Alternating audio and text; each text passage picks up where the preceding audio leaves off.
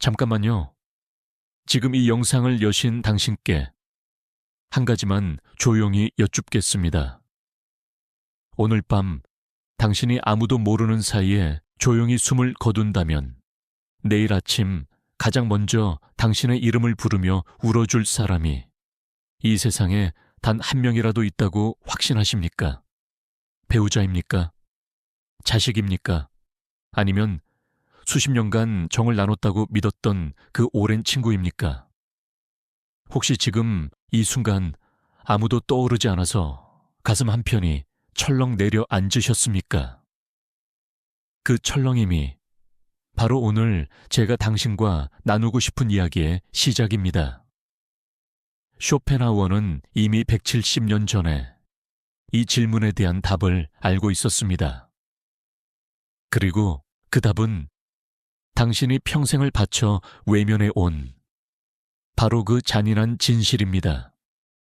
당신은 지금까지 사랑하는 사람들에게 둘러싸여 있으면 외롭지 않을 거라고 믿어왔지요. 자식에게 전부를 쏟아부으면 그 아이들이 언젠가 당신의 노년을 지켜줄 거라고 믿어왔지요. 평생 함께 밥을 먹은 배우자가 당신의 마지막 순간에 손을 잡아줄 거라고 믿어왔지요. 그런데요, 오늘 밤 당신 방의 전화기는 몇 번이나 울렸습니까? 오늘 저녁 당신이 끓인 국을 맛있다고 말해준 사람은 있었습니까? 당신이 거실 소파에 앉아 있을 때 누군가 당신 옆에 아무 말 없이 다가와 앉아준 적이 이번 주에 한 번이라도 있었습니까? 눈을 감고 가만히 떠올려 보십시오. 당신의 인생은 언제부터 이렇게 조용해졌습니까?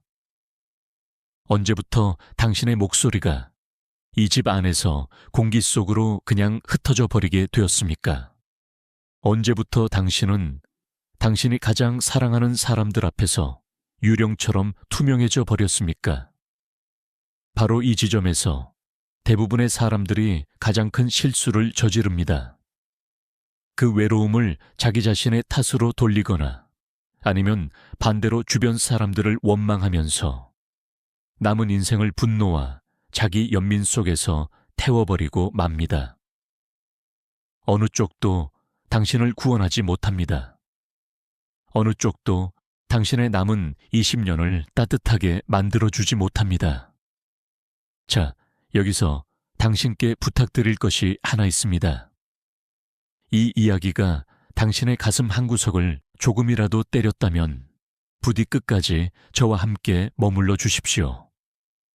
중간에 꺼버리시면 오늘 밤 당신의 잠자리에서 제가 마지막으로 드리려던 한마디를 놓치시게 됩니다.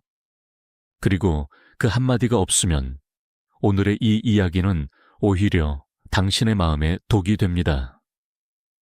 왜냐하면 저는 지금부터 당신의 가슴 속에 오래도록 봉해두었던 상처 하나를 꺼내려 하기 때문입니다. 꺼낸 상처는 반드시 다시 덮어드릴 겁니다. 하지만 중간에 자리를 뜨시면 상처는 열린 채로 남게 되고 당신은 오늘 밤 더 긴 잠 못 이루는 밤을 보내시게 될 겁니다. 그러니 부디 한 잔의 따뜻한 차를 옆에 두시고 편안한 자리에 기대어 천천히, 아주 천천히 저의 이야기를 들어주십시오. 이 30분이 어쩌면 당신의 남은 20년을 결정할지도 모릅니다. 자, 이제 본격적으로 이야기를 시작해 보겠습니다. 당신은 혹시 강영숙 여사라는 분을 상상해 보실 수 있겠습니까?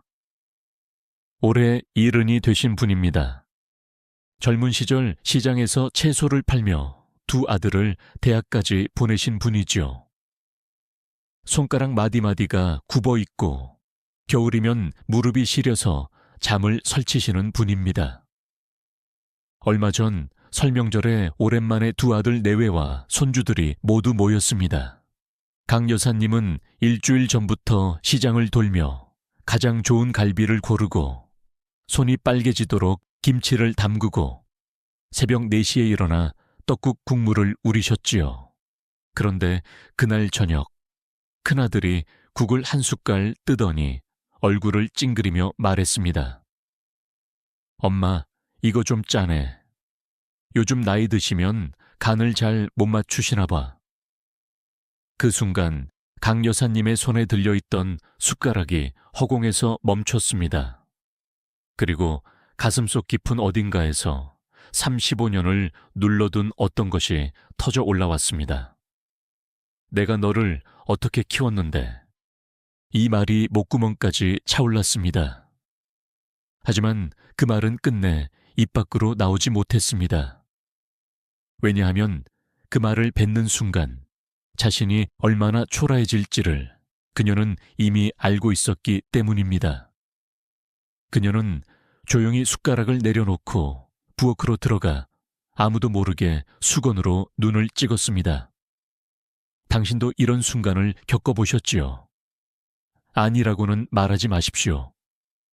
말의 형태는 달라도 그 심정은 우리 세대가 모두 아는 심정이니까요. 여기서 쇼펜하우어가 던지는 첫 번째 칼날 같은 문장이 있습니다. 그는 이렇게 말했습니다. 희생은 감사를 낳지 않는다. 희생은 오직 부채감을 낳을 뿐이다. 그리고 인간은 본능적으로 자신의 채권자로부터 도망치려 한다. 이 문장을 천천히 한 번 더 음미해 보십시오. 당신이 자식에게 쏟아부은 그 모든 희생은요, 아이들의 가슴에 따뜻한 감사로 쌓인 것이 아닙니다. 그것은 아이들의 어깨 위에 보이지 않는 무거운 돌처럼 얹혀 있는 것입니다. 그리고 그 돌이 무거워질수록 아이들은 당신 곁에 있는 시간을 본능적으로 줄이려 합니다. 전화하지 않고 방문하지 않고 당신의 메시지에 답장을 늦게 하지요. 잔인하게 들리시지요? 네, 잔인합니다. 하지만 자식이 당신을 피하는 것은 그 아이가 나빠서가 아닙니다. 당신이 너무 무거워졌기 때문입니다. 당신의 사랑이 언제부터인가 청구서의 모양을 하게 되었기 때문입니다. 당신이 먼저 바라서가 아닙니다. 희생이라는 것의 본질이 원래 그렇게 작동하는 것일 뿐입니다. 자, 이제 눈을 한번 감아 보십시오. 그리고 당신이 자식에게, 배우자에게, 친구에게 바쳤던 희생의 무게를 머릿속에서 잠시 내려놓아 보십시오. 그들이 감사해야 한다는 그 기대도 잠시만 내려놓아 보십시오. 숨이 조금 쉬어지십니까? 가슴이 조금 가벼워지십니까? 바로 그것이 오늘 밤 당신이 맨 처음 연습해야 할 가장 작은 놓아줌입니다. 이제 두 번째 이야기로 넘어가 보겠습니다. 한정희 여사라는 분이 계십니다. 올해 66이 되신 분입니다. 어느 봄날 오후 집에서 혼자 커피를 마시고 계시는데 40년 전 고등학교 시절 단짝이었던 친구에게서 전화가 왔습니다. 이름을 듣는 순간 가슴이 쿵 뛰었지요. 정말 오랜만이야. 잘 지냈니? 두 사람은 1시간 가까이 옛날 이야기를 나눴습니다. 소풍 갔던 날, 같이 도시락 까먹던 날, 짝사랑하던 남학생 이야기. 한 여사님은 그날 오후 내내 얼굴에 미소가 가시지 않았습니다. 그런데요, 전화가 끝나갈 무렵 친구가 머뭇거리며 이렇게 말했습니다.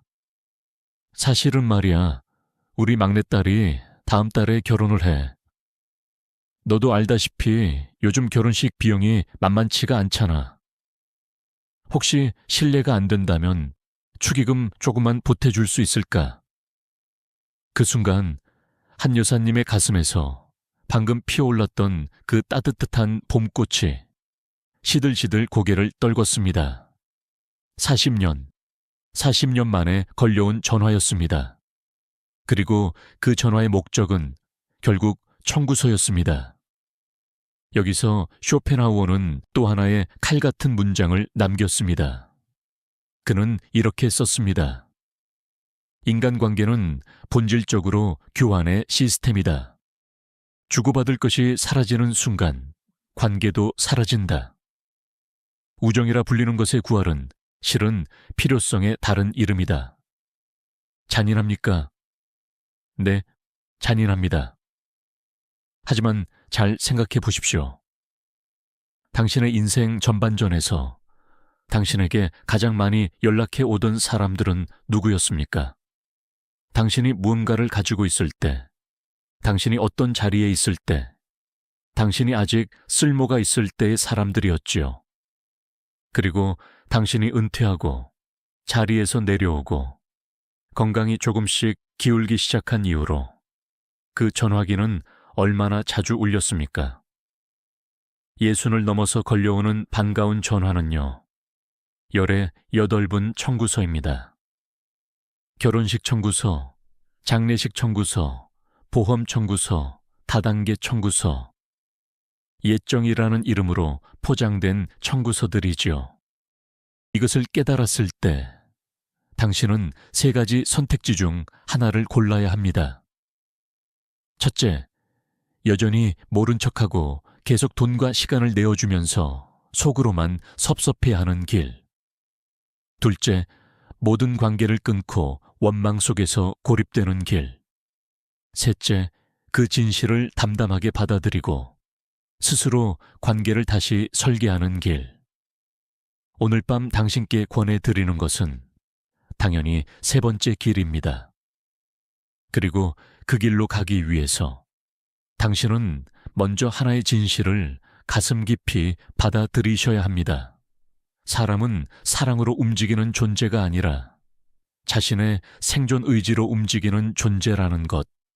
쇼펜하우어가 평생에 걸쳐 증명하고자 했던 바로 그 진실 말입니다.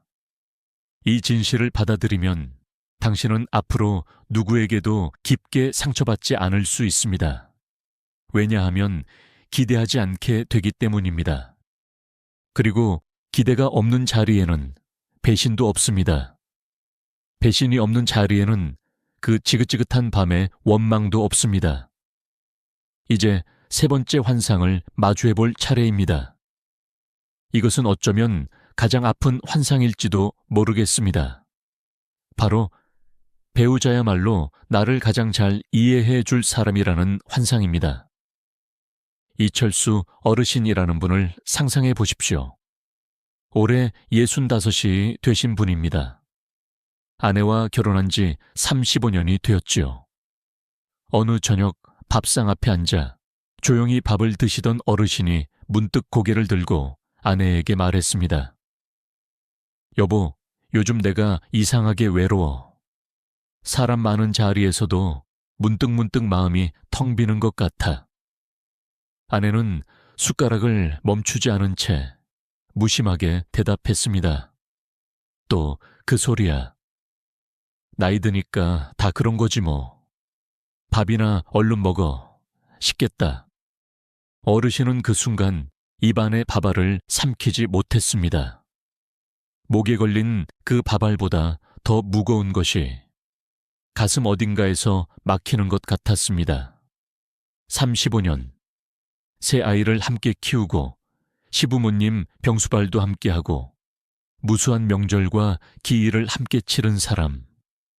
이 사람이 세상에서 나를 가장 잘 아는 사람이 아니면 도대체 누가 나를 안다는 말인가?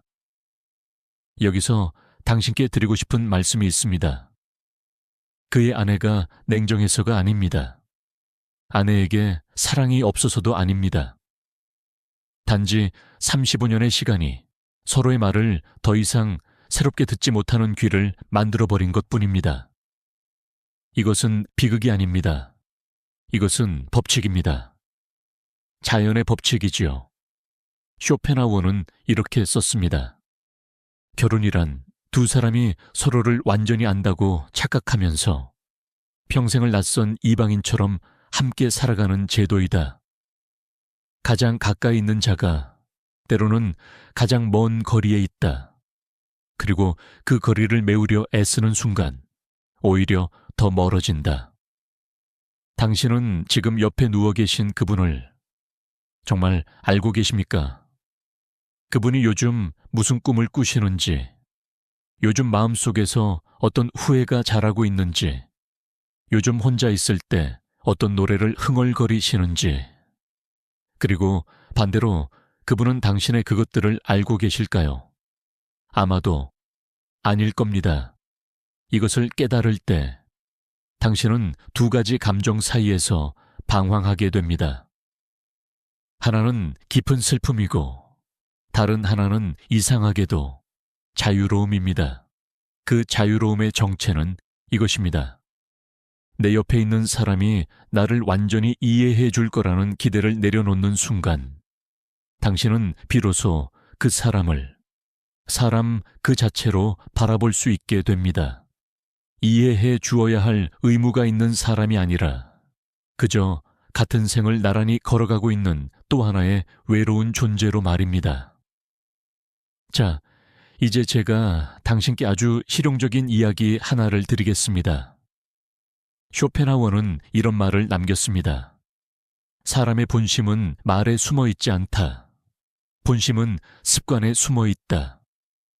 그러니 사람을 알고 싶거든 그가 무엇을 말하는지 듣지 말고 그가 무엇을 반복하는지 보라.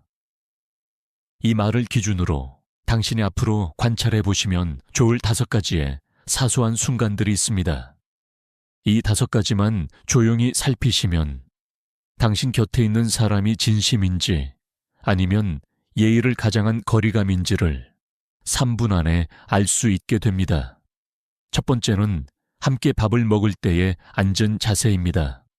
당신을 진심으로 대하는 사람은 몸의 방향이 당신을 향해 있습니다. 어깨와 무릎이 당신 쪽으로 돌아가 있지요. 좋은 반찬이 오면 당신 앞에 먼저 놓아드립니다. 당신이 말을 시작하면 젓가락이 공중에서 잠시 멈춥니다. 반면 마음이 이미 당신에게서 떠난 사람은 몸이 출입문 쪽으로 기울어 있습니다. 심리학에서는 이것을 탈출 자세라고 부릅니다. 언제든 일어나 나갈 준비가 되어 있는 몸짓이지요. 밥을 급하게 먹고 자꾸만 시계를 봅니다. 특히 자식이나 손주들 중에서 자리에 앉자마자 휴대폰을 꺼내는 아이가 있다면 그 아이의 마음은 이미 그 밥상에 없는 것입니다. 슬퍼하지는 마십시오. 그저 알아두시면 됩니다. 두 번째는 당신을 부르는 호칭입니다. 진심을 가진 사람은 당신의 이름을 부릅니다. 부드럽고 분명하게 말이지요. 반대로 마음이 멀어진 사람은 저기요, 있잖아요. 와 같은 뭉뚱그린 호칭만 씁니다. 혹은 아버님, 어머님과 같은 역할의 이름만을 기계적으로 부르지요. 한번 가만히 돌아보십시오.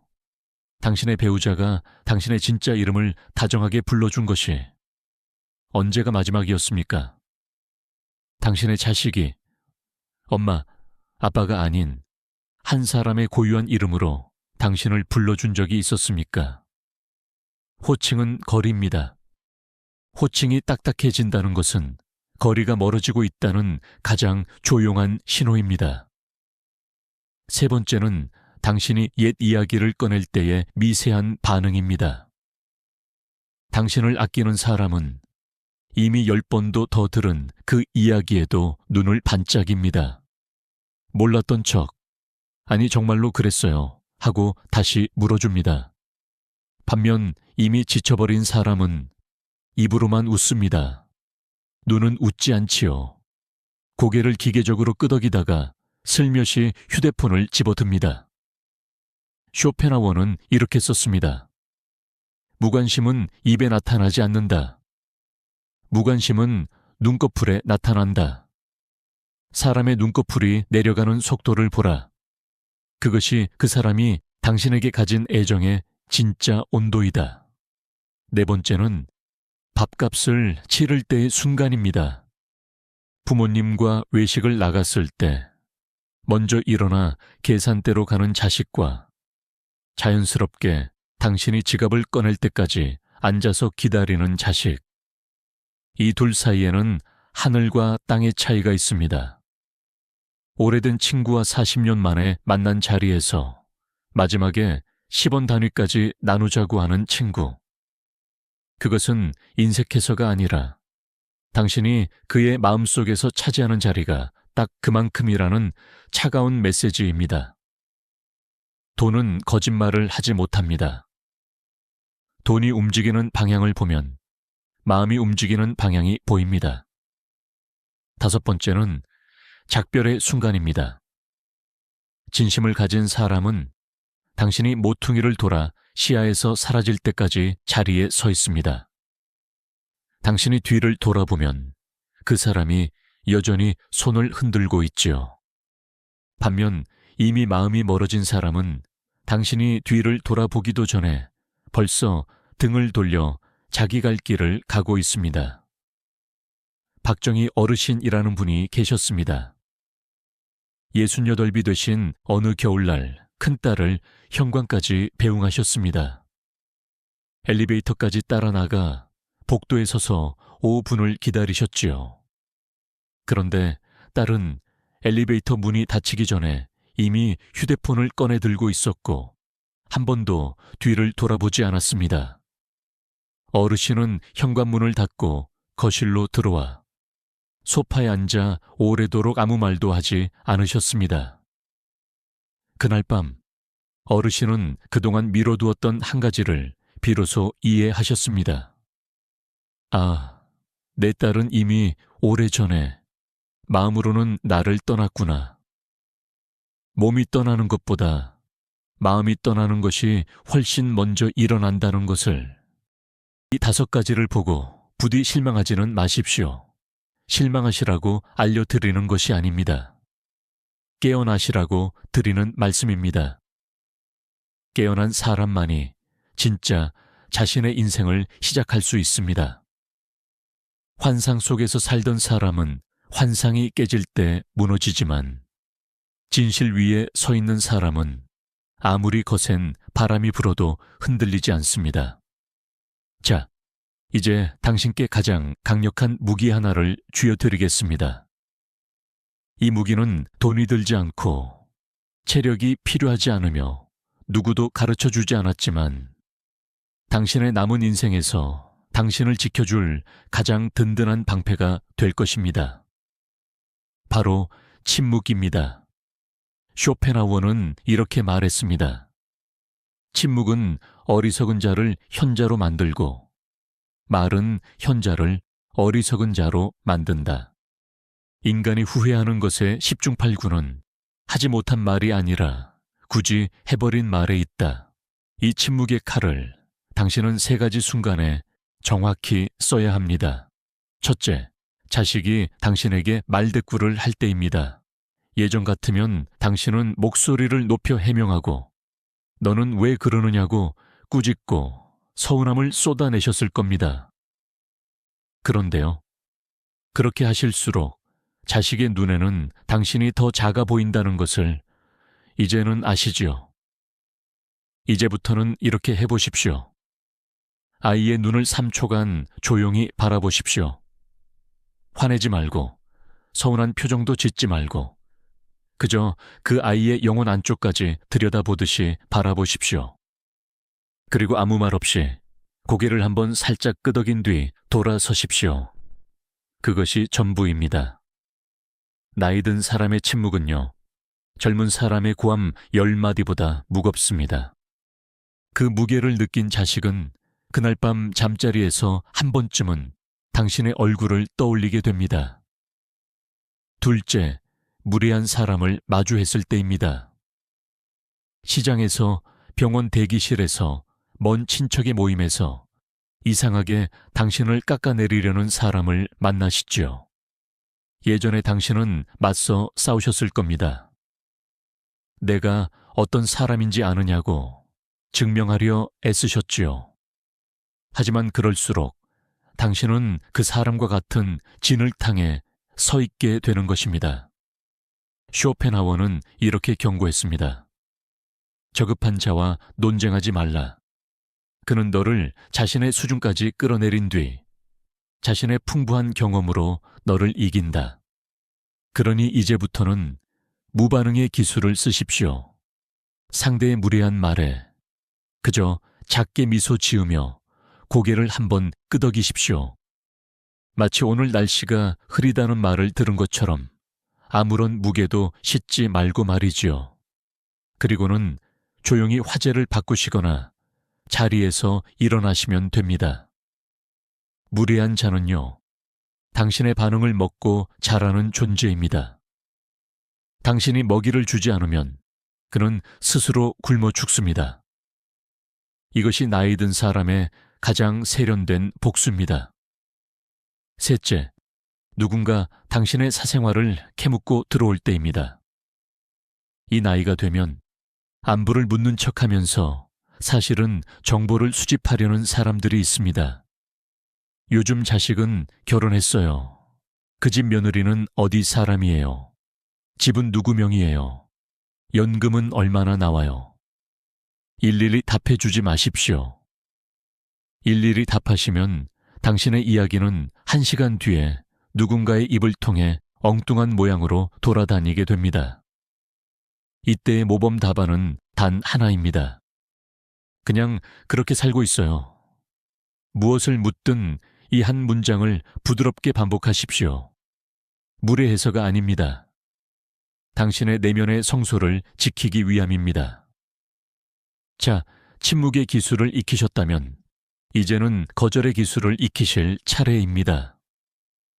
앞서 한정희 여사님 이야기를 기억하시죠? 40년 만에 걸려온 친구의 청구서 같은 전화. 그런 전화가 울릴 때 당신은 어떻게 해야 할까요? 전화를 끊어버리고 관계를 완전히 닫아버려야 할까요? 아니면 예전처럼 마음이 아파도 돈을 붙여줘야 할까요? 둘 다 좋은 답이 아닙니다. 쇼펜하우어가 우리에게 가르쳐주는 중용의 지혜가 있습니다. 거절하되, 상처 주지 말고, 문은 닫되, 미움은 남기지 말라. 이것을 3단계로 정리해 드리겠습니다. 먼저 감사를 표하십시오. 전화해줘서 정말 반가워. 이 한마디가 첫 번째 문입니다. 다음으로 경계를 분명히 하십시오. 그런데 요즘 나도 사정이 좀 어려워서 그 일은 마음만 받을게.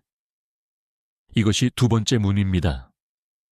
마지막으로 여운을 남기며 문을 닫으십시오. 언제 밥 한번 먹자. 이 한마디는 우리 모두가 아는 고전적인 문입니다. 언제라는 것은 결국 오지 않는 시간이라는 것을 우리는 압니다. 그리고 거절할 때 반드시 지켜야 할 3가지 원칙이 있습니다. 첫째, 변명을 2문장 이상 하지 마십시오. 변명이 길어질수록 당신의 거절은 약해집니다. 둘째, 사과하지 마십시오. 당신은 잘못한 것이 없습니다. 자신의 삶을 지키는 일에 사과할 이유는 없습니다. 셋째, 퇴로를 열어두지 마십시오.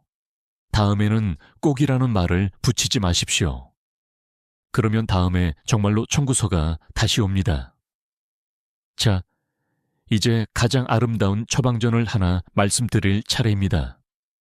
쇼펜하우어는 매일 정확히 같은 시간에 같은 길을 2시간 동안 걸었습니다. 비가 오나 눈이 오나 37년간 단 하루도 거르지 않았다고 합니다. 독일 프랑크푸르트 시민들은 그의 산책을 보며 시계를 맞추었다고 전해집니다. 왜 이 위대한 철학자는 산책이라는 작고 단순한 일에 그토록 집착했을까요? 산책에는 4겹의 의미가 있습니다. 첫 번째는 걷는 행위가 곧 움직이는 명상이라는 것입니다.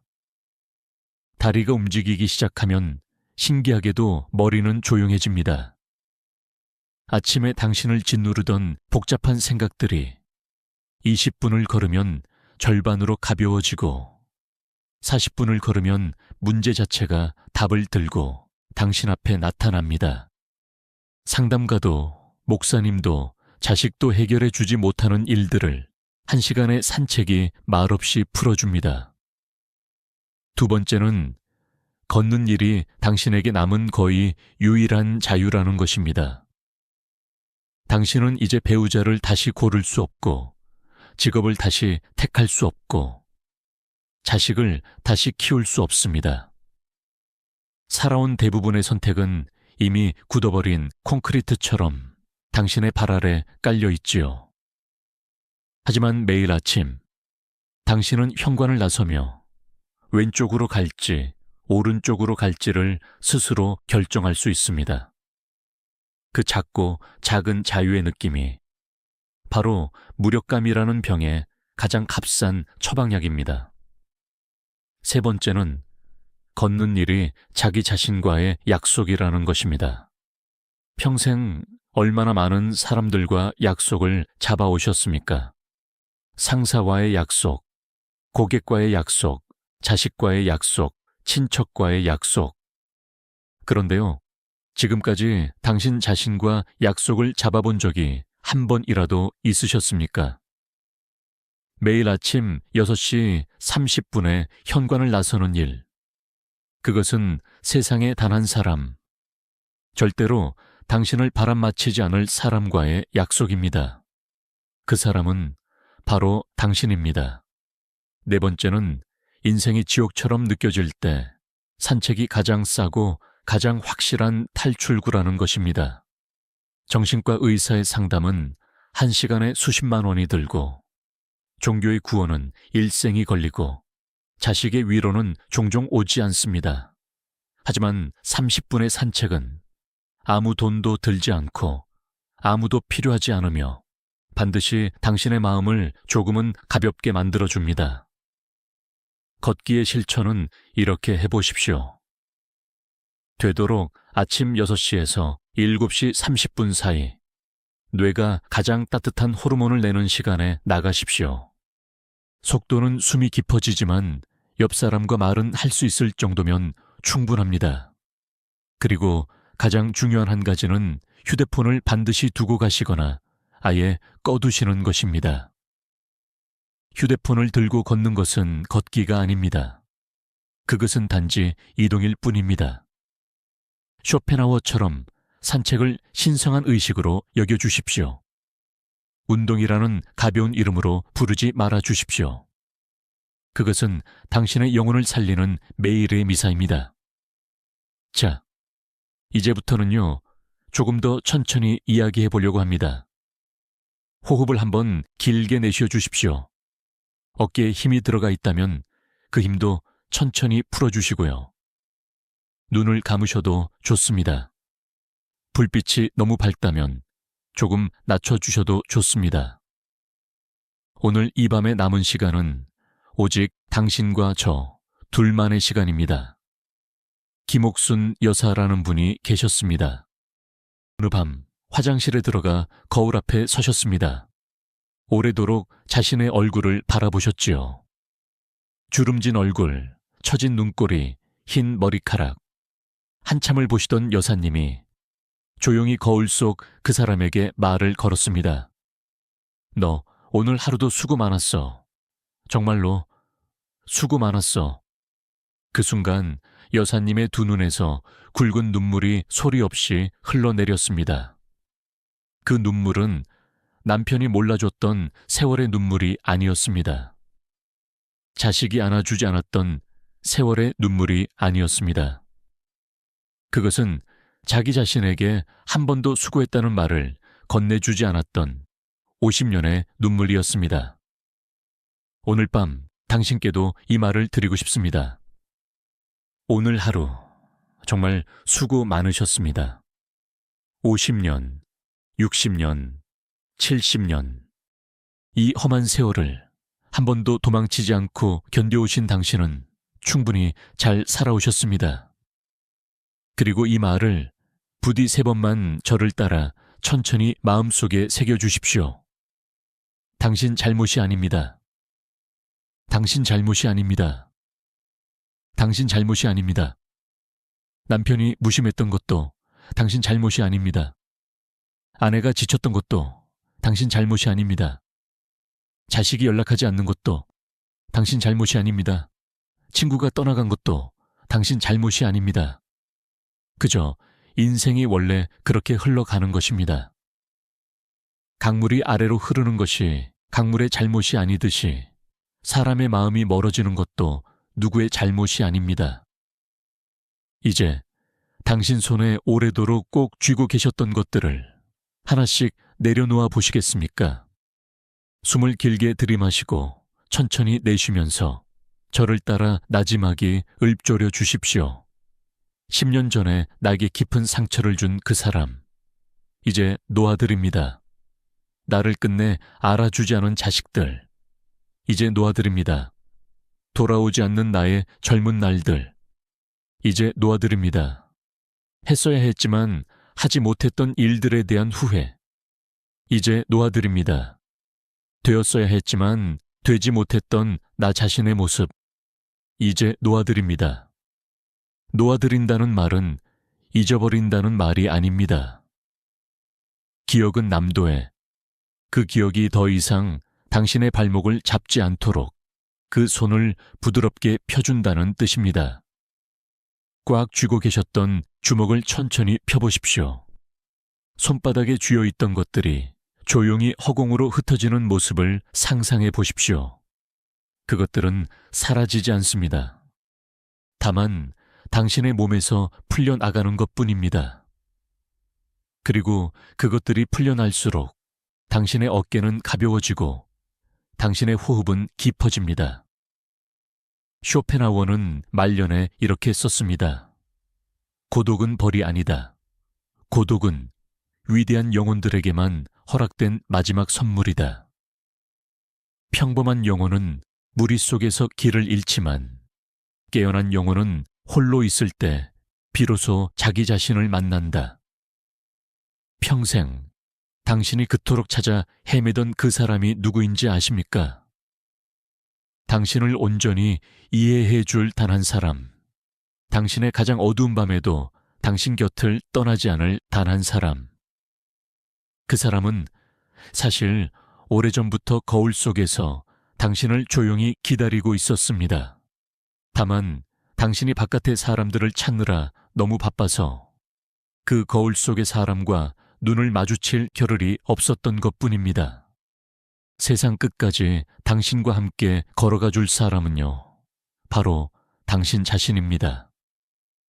그 사람과 이제부터라도 조금씩 친하게 지내보시겠습니까?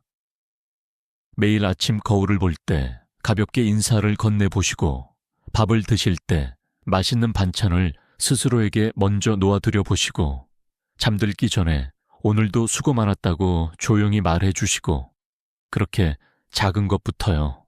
아주 작은 것부터 시작해 보시면 됩니다. 창문 밖에 바람 소리가 들리십니까? 그 바람은요, 수천 년 전부터 이 땅 위에 불어왔고 수천 년 후에도 여전히 불 것입니다. 그 거대한 바람 앞에서는 오늘 당신이 품고 계신 걱정들도 사실은 아주 작습니다. 내일의 근심도 어제의 후회도 그 바람 앞에서는 한 장의 가벼운 나무잎일 뿐입니다. 이제 편히 주무실 시간이 다가왔습니다. 오늘 밤 당신은 어제보다 조금 더 가벼워진 사람으로 침대에 누우시게 될 겁니다. 내일 아침 눈을 뜨실 때 세상은 여전히 어제와 같은 모습일지 모릅니다. 자식에게서 전화가 오지 않을 수도 있고 배우자의 말투가 여전히 무심할 수도 있습니다. 하지만 당신의 눈은 달라져 있을 겁니다. 왜냐하면 오늘 밤 당신은 한 가지 진실을 알아버렸기 때문입니다. 당신의 행복이 더 이상 다른 사람의 전화 한 통에 매달려 있지 않다는 진실 말입니다. 자, 잠드시기 전에 제가 아주 작은 부탁 한 가지만 드려도 될까요? 오늘 이 이야기가 당신의 가슴 속 어딘가에 작은 온기를 남겼다면 이 영상 아래의 댓글 창에 딱 한 줄만 남겨주십시오. 길게 쓰지 않으셔도 괜찮습니다. 살아오면서 가장 후회가 되는 순간 단 하나, 아니면 오늘 가장 마음에 남는 한 문장, 그것만으로 충분합니다. 당신의 그 한 줄이 오늘 밤 어느 집에선가 천장을 바라보며 잠 못 이루고 있을 또 다른 누군가의 가슴에 작은 촛불 하나가 되어줄 겁니다. 이름도 모르고 얼굴도 모르지만 같은 세대를 함께 건너가고 있는 또 한 분의 영혼에게요. 우리 세대는요, 서로의 이야기를 귀 기울여 들어줄 사람이 사실은 서로밖에 없습니다. 그리고 만약 이 채널이 당신께 잠시라도 위로가 되었다면 구독이라는 작은 버튼을 한 번만 눌러주십시오. 이것은 단순히 숫자가 아닙니다. 이 채널은 영상을 올리기만 하는 곳이 아닙니다. 세상이 너무 시끄러울 때, 집 안이 너무 조용해서 도리어 귀가 먹먹할 때, 당신이 조용히 문을 밀고 들어오실 수 있는 당신만의 작은 방입니다. 구독 버튼을 한번 눌러두시면요, 매일 밤 이 방의 등불은 꺼지지 않고 조용히 당신을 기다리고 있을 겁니다. 이것은 그저 당신의 영혼을 지키는 가장 조용한 행동입니다. 마지막으로 당신의 오랜 친구들을 떠올려 보십시오. 지금 이 순간에도 혼자 천장을 바라보며 목구멍으로 눈물을 삼키고 있는 친구가 어딘가에 있을지도 모릅니다. 자식에게 차마 전화를 걸지 못하는 그 친구, 배우자에게 속 이야기를 털어놓지 못하는 그 친구, 이유 없이 마음이 무거워 오늘 밤 잠을 못 이루고 있을 그 친구에게 오늘 이 영상을 조용히 건네주십시오. 잘 지내느냐는 한마디보다 이 한 시간의 이야기가 그 사람의 긴 밤을 더 따뜻하게 덮어줄 겁니다. 우리 세대는요, 우리 세대끼리 서로를 지켜야 합니다. 자, 이제 정말로 이야기를 맺을 시간이 되었습니다. 오늘 밤 부디 편안히 주무십시오. 그리고 눈을 감으시기 전에 이 한마디만은 꼭 기억해 주십시오. 당신은요, 당신 자신과 함께 있는 것만으로도 이미 충분한 사람입니다. 평생 누군가에게 사랑받아야만 가치 있는 사람이 되는 줄 알고 살아오셨지요. 평생 누군가의 인정이 있어야만 잘 산 인생이 되는 줄 알고 살아오셨지요. 그런데요, 그 모든 것들이 설령 내일 다 사라진다 해도 당신이라는 존재 자체는 오늘 밤 이 자리에 여전히 고요하게, 온전하게 남아 있습니다. 그 사실 하나만으로 당신은 이미 충분합니다. 모든 관계의 끝자리에서 마지막까지 당신의 손을 잡아줄 사람은 그토록 기다렸던 바깥의 누군가가 아니라 평생 당신의 가슴 속에 조용히 앉아 당신을 지켜봐 주신 그분입니다. 그분과 오늘 밤부터 잘 지내보시기 바랍니다. 부디 잘 주무십시오. 그리고 내일 아침 조금 더 가벼운 걸음으로 현관문을 열고 이 세상 속으로 나가시기를 저는 이 자리에서 진심으로 빌겠습니다. 안녕히 주무십시오.